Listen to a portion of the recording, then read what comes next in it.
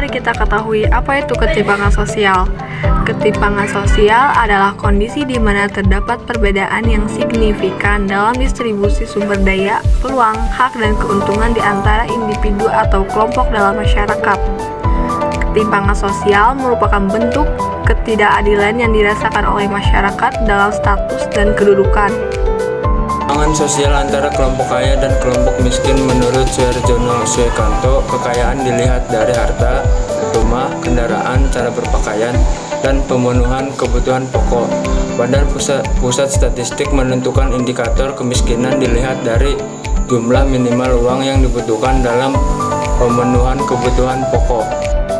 Contoh ketimpangan sosial antara kelompok kaya dan kelompok miskin tampak terlihat jelas di celah adanya gedung-gedung bertingkat yang berdiri megah di Jakarta.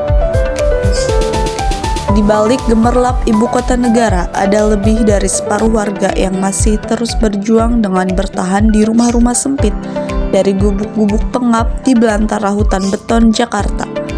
Kementerian Agraria dan Tata Ruang atau Badan Pertahanan Nasional menyebutkan 118 dari 264 kelurahan atau hampir separuh wilayah di Jakarta masih tergolong kumuh. Kampung-kampung kumuh itu tak hanya berada di wilayah pinggiran, tapi juga di tengah-tengah Jakarta.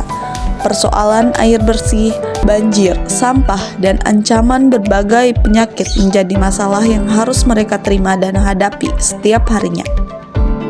Beberapa faktor penyebab adanya pemukiman kumuh di Jakarta yaitu keluarga mereka sejak lama tinggal di lokasi tersebut, ekonomi masyarakat yang tidak mampu membeli atau menyewa rumah yang layak dihuni, kurangnya kualitas drainase, dan banyaknya imigran yang ingin mengadu nasib di perkotaan agar mendapatkan ekonomi yang lebih baik.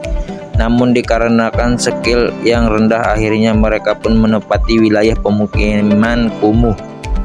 Dampak yang muncul dari adanya pemukiman kumuh antara lain lingkungan menjadi rusak, muncul kemiskinan karena kemampuan atau skill tidak dimiliki masyarakat sehingga mereka berada pada garis kemiskinan, rendahnya pendidikan, banyaknya terjadi kriminalitas.